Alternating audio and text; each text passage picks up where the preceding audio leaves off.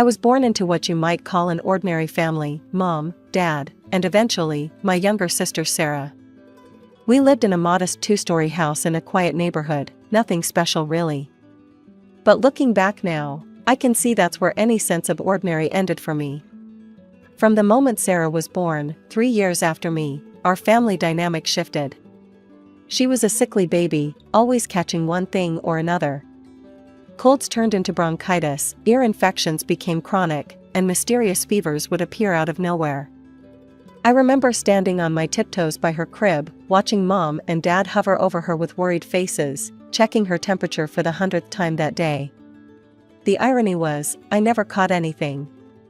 While Sarah seemed to attract every illness floating around, I remained stubbornly, persistently healthy. Not a sniffle, not a cough, not even a skinned knee that needed more than a band-aid. You'd think parents would be thrilled to have such a healthy child, but in our house, my good health became almost an inconvenience. I was 7 when I first wished I would get sick. I remember lying in bed one night, praying for a fever or a bad cough, anything that would make Mom stroke my hair and Dad read me stories the way they did for Sarah. I even tried faking a stomachache once, but Mom just took one look at me and said, "You're fine, Gloria. Now go help me with the dishes." As we grew into our teenage years, the pattern only became more pronounced. Sarah, at 11, spent most of her time resting on the couch or in her room, while I, at 14, became practically our house's maintenance staff. It started with regular cleaning, but over time, Mom's concerns about germs turned into a full-blown obsession. Every surface had to be sanitized multiple times a day.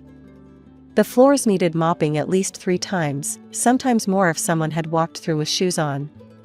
God forbid a speck of dust settle anywhere near precious Sarah. "But Mom, I just cleaned everything an hour ago," I'd protest, staring at the already spotless floor. "Don't argue with me, Gloria," she'd snap, thrusting the mop into my hands. "Do you want your sister to get sick? Do you want her back in the hospital?" That became her go-to weapon, guilt. Any resistance on my part was painted as a direct attack on Sarah's health. Meanwhile, Sarah would watch TV or read magazines, occasionally throwing me a sympathetic look but never offering to help. Why would she? She was the sick one, after all. The cleaning routine became almost ritualistic. Morning, sweep, mop, dust. Afternoon, repeat. Evening, repeat again. Mom would inspect everything with the intensity of a military sergeant, finding invisible specks of dust and demanding I redo entire rooms. The smell of bleach and disinfectant became so constant that I stopped noticing it, just like I stopped noticing the ache in my arms from all the scrubbing. The constant cleaning and caretaking was wearing me down. Between school, housework, and trying to maintain some semblance of a normal teenage life, I felt like I was drowning. That's when I spotted the help wanted sign in the window of Miller's Diner, just 3 blocks from our house. "I want to work there," I announced at dinner that night, watching Mom cut Sarah's meat into tiny pieces even though she was perfectly capable of doing it herself. "I'm 16 now." "A diner?" Mom's nose wrinkled. "Gloria, do you know how many germs?" To my surprise, Dad spoke up. "Let her try it, Helen. It might be good for her to have some responsibility." I nearly laughed at that, as if I hadn't been shouldering responsibility since I was 7. But I kept quiet, not wanting to jeopardize this unexpected support. The diner became my sanctuary.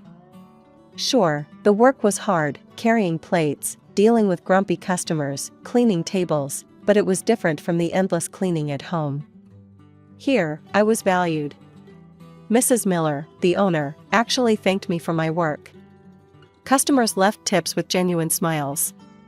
For 4 hours every afternoon, I wasn't just Sarah's sister or the healthy one, I was just Gloria, the reliable waitress who remembered their coffee orders.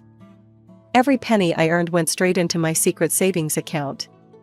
When Mom asked about my paychecks, I'd shrug and say I was buying school supplies or new clothes. She never questioned it. As long as they didn't have to spend money on me, they were happy. But the diner was just part of my escape plan. During the day, I threw myself into my studies with the same determination I'd once put into cleaning our house. I joined every academic club I could, entered every competition, and signed up for all the advanced placement classes our school offered. Gloria Martinez, my chemistry teacher, announced one day, "Perfect score on the state science Olympiad." Again. My classmates clapped, but I was already thinking about how this would look on my college applications. I needed a full-ride scholarship, my future depended on it. The day I got my acceptance letter from State University, complete with a full academic scholarship, I wasn't even surprised. I'd worked too hard for any other outcome. But I waited to tell my parents, knowing what was coming. Sure enough, a week later, Mom and Dad sat me down at the kitchen table. Sarah lingered in the doorway, pretending not to listen. "Gloria," Mom began, her voice heavy with practiced martyrdom, "we need to talk about college. With all of Sarah's medical bills. We just can't afford to help with your tuition," Dad finished, looking genuinely uncomfortable. "The treatments have taken everything we—" "I got a full scholarship," I interrupted, pulling out my acceptance letter. "Everything's covered, tuition, room and board, even books. You won't have to pay anything." The relief on their faces should have hurt, but I was past that. What I didn't expect was the flash of envy that crossed Sarah's face as she skulked away from the doorway. State University was 800 miles from home, and honestly, that wasn't far enough. My dorm room was tiny, with mint green walls and a squeaky bed, but it was mine. No cleaning schedules, no guilt trips, no constant reminders of Sarah's needs. I declared my major in business management right away. I figured if I could handle entitled customers and daily totals at a diner, I could handle anything the business world threw at me. "We'll try to send you some money when we can," Mom had said during our weekly phone call. "But Sarah's new treatment is very expensive, and—" "It's fine," I cut her off, already knowing the script. I found a job at the campus cafe. The cafe job wasn't bad. I worked between classes and some weekends serving overpriced lattes to sleep-deprived students and professors. The tips weren't as good as the diner, but the flexible schedule made up for it. Plus, they let us drink the mess-up drinks for free, which saved me plenty on caffeine. Sometimes I called my parents. Every conversation followed the same pattern. Mom would list Sarah's latest health issues, Dad would mumble something about bills, and they'd both find ways to mention how expensive everything was. I'd learned to keep my responses short and change the subject quickly. I only went home for major holidays. Sarah would usually be there, looking less sickly each time, but still playing the role of the delicate flower. Then came the news that Sarah had graduated high school. I wasn't able to attend the ceremony, or at least, that's what I told them. Finals were a convenient excuse. "We're so proud," Mom gushed during our next call. "She's going to attend Madison College. Their medical program is excellent, and they have a wonderful student health center." I gripped my phone tighter. "That's great. How's she paying for it?" There was a slight pause. "Oh, we've been saving." The irony hit me like a slap. After years of "we spent everything on Sarah's treatments and we just can't afford college right now," they'd somehow managed to find enough money to send her to a private college. I thought about my own scholarship applications, the countless nights spent perfecting essays while also maintaining my grades and working at the diner. "That's wonderful," I said, keeping my voice neutral. "I'm happy for her." "We just want what's best for her health," Mom added, as if I might have forgotten their eternal justification. After hanging up, I sat on my bed and let out a long breath. The familiar bitter taste in my mouth wasn't exactly anger anymore, it was more like validation. Every scholarship I'd earned, every extra shift I'd worked, every penny I'd saved had been the right choice. After graduation, I landed an entry-level position at Bennett & Associates, a mid-sized consulting firm. The starting salary wasn't impressive, but I saw potential. While other new hires complained about long hours and tedious tasks, I threw myself into every project. "Martinez," my supervisor called out one Friday afternoon, "that efficiency protocol you suggested for the Thompson account? The CEO loved it. Keep this up, and you're going places." I did keep it up. Every project, every presentation, every client meeting became an opportunity to prove myself. I developed a reputation for innovative solutions and attention to detail. When I proposed a new customer relationship management system that saved the company thousands, the senior partners took notice. The promotions came steadily after that. Junior analyst to senior analyst. Senior analyst to project manager. Each step up meant more responsibility, more respect, and yes, more money. I moved from my cramped studio to a decent one-bedroom apartment, bought some proper furniture, started building an emergency fund that had nothing to do with escaping my family. "Your quarterly numbers are exceptional," Mr. Bennett himself told me during my third-year review. "How would you feel about heading up our new digital transformation division?" I was 30, making six figures, and finally feeling like I'd built something solid for myself when the call came. "Gloria, honey," Mom's voice had that forced cheerfulness I remembered so well. "You must come visit this weekend. This is important family news. Sarah will be so disappointed if you're not here." Some things never change. I rearranged my schedule, delegated some tasks to my team, and booked a flight home. The house looked exactly the same when I arrived, maybe a few more cleaning supplies by the door, but otherwise unchanged. Sarah's car was in the driveway, along with an unfamiliar blue sedan. Mom opened the door before I could knock. "Gloria, come in, come in. Everyone's in the living room." Sarah was perched on the couch next to a tall man with glasses and a nervous smile. Dad sat in his usual armchair, and Mom quickly reclaimed her spot next to Sarah. "Gloria," Sarah beamed, "this is David, my fiancé. We're getting married." Sarah continued, holding up her left hand to display a sizable diamond ring. "The engagement party is in 2 weeks. You'll come, right?" I managed a smile and appropriate congratulatory noises. David seemed nice. But something felt off. Throughout dinner, the conversation kept circling back to my career. Mom, Dad, even Sarah couldn't stop asking questions. "So what exactly is your title now?" Mom pressed. "And you manage how many people?" Dad wanted to know. "Digital transformation, that sounds impressive," Sarah mused. "Must pay well?" I answered each question vaguely, years of practice helping me deflect their increasingly pointed inquiries about my finances.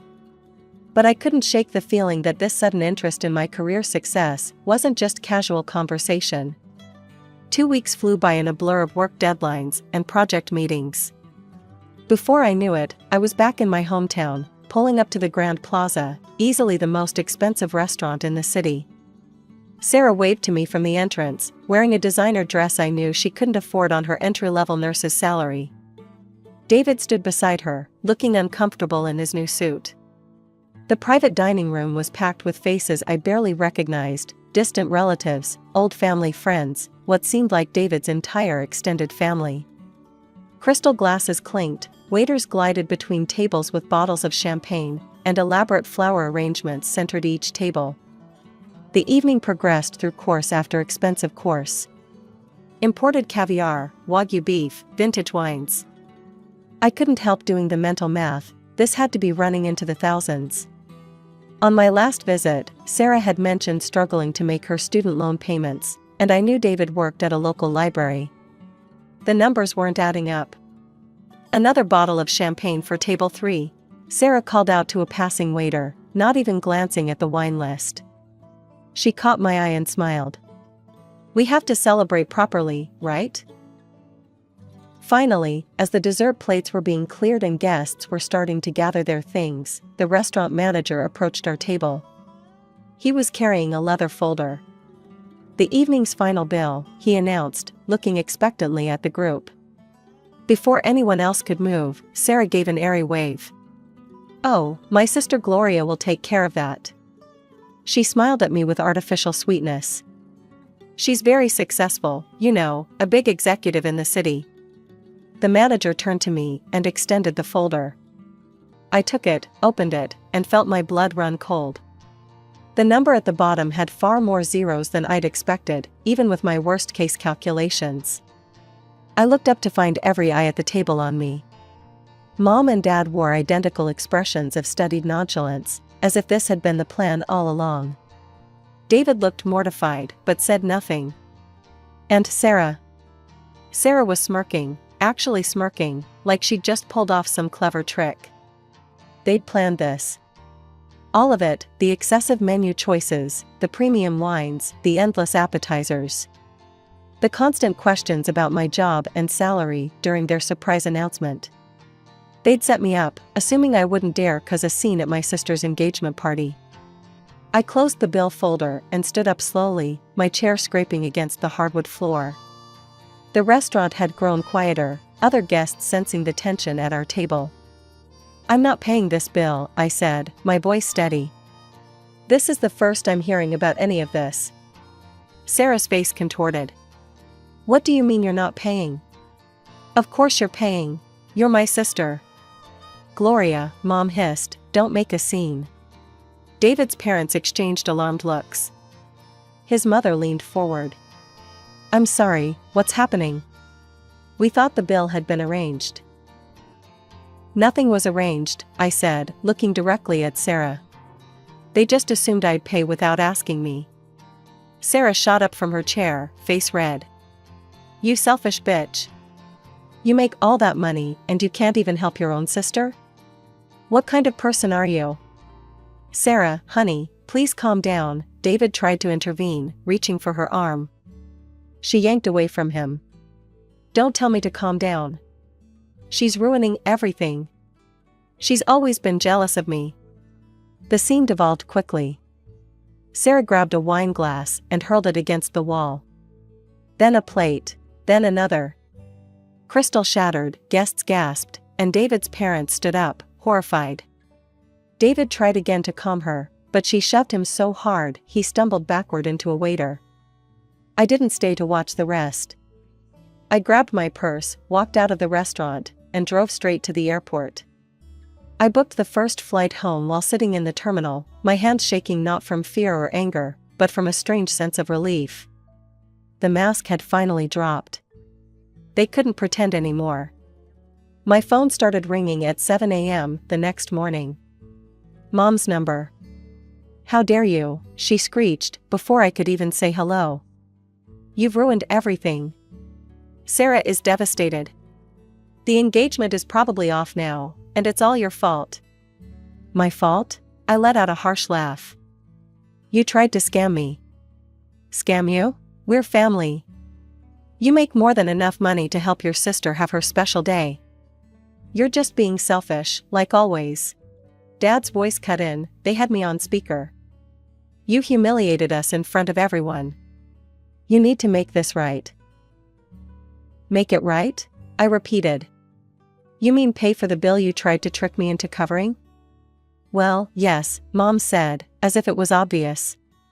"And since you've caused all this trouble, you should pay for the wedding too. The venue Sarah wants is $40,000, and that would be a good way to apologize." I couldn't help it. I started laughing. Not polite laughter, but deep, borderline hysterical laughter. "Let me be very clear," I said when I could speak again. "I'm not paying for the engagement dinner. I'm not paying for the wedding. I'm not paying for anything. And please, don't call me again." I hung up, blocked their numbers, and went to make coffee. I had a meeting in 2 hours, and I wasn't going to let their drama derail my life anymore. A week after the restaurant disaster, I was scrolling through Facebook during my lunch break when I saw it. David's relationship status had changed to single. A few clicks revealed that Sarah had removed all their photos together. The engagement was off. I wasn't surprised. After watching Sarah's meltdown, any sane person would run for the hills. What did surprise me was the post that appeared on my feed later that evening, written by my mother and shared by what seemed like every relative we had. "With heavy hearts, we must announce that Sarah's engagement has ended. While we usually keep family matters private, we feel we must speak out about the cruel and deliberate actions that led to this heartbreak. Our eldest daughter, Gloria, had promised to help with the engagement celebration and wedding costs, knowing how much this meant to her sister. But at the engagement dinner, she purposely humiliated Sarah in front of both families by refusing to pay the bill she had agreed to cover. This calculated act of sabotage came from a place of longtime jealousy and resentment. We have always known that Gloria envied the attention Sarah needed due to her health issues, but we never imagined she would stoop so low as to deliberately ruin her sister's happiness. Sarah is devastated, and David's family was so shocked by the scene that they encouraged him to reconsider the marriage. Our family is torn apart because one person chose spite over sisterly love. To those who wonder why we're sharing this publicly, we believe it's important to stand up to toxic behavior, even from family members. Especially from family members. The comments poured in like poison. I always knew there was something off about Gloria. So cold and distant at family gatherings. Poor Sarah.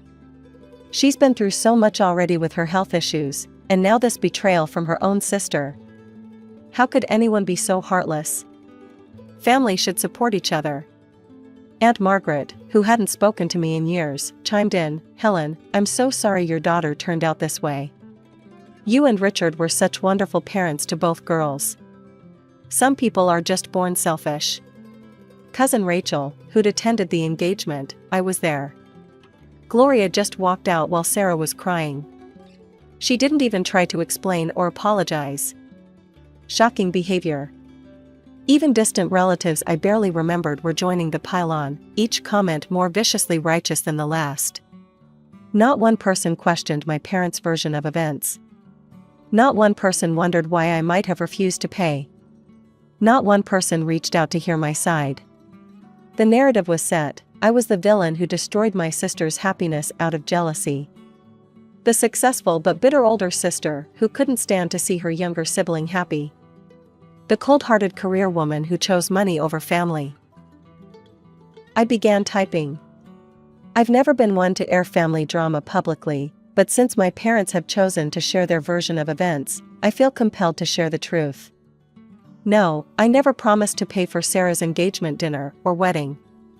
In fact, I knew nothing about these supposed obligations until the restaurant bill was handed to me at the end of the evening.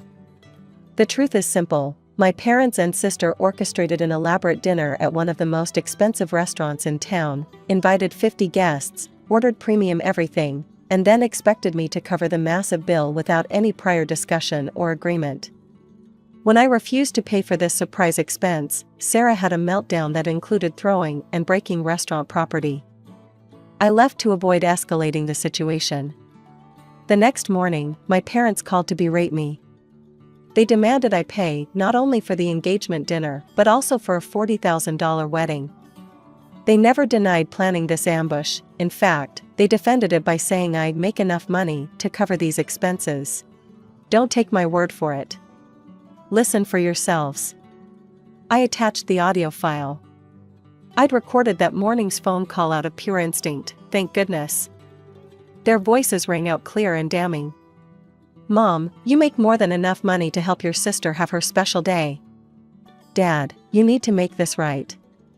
Me, you mean pay for the bill you tried to trick me into covering? Mom, well, yes. And since you've caused all this trouble, you should pay for the wedding too. The venue Sarah wants is $40,000.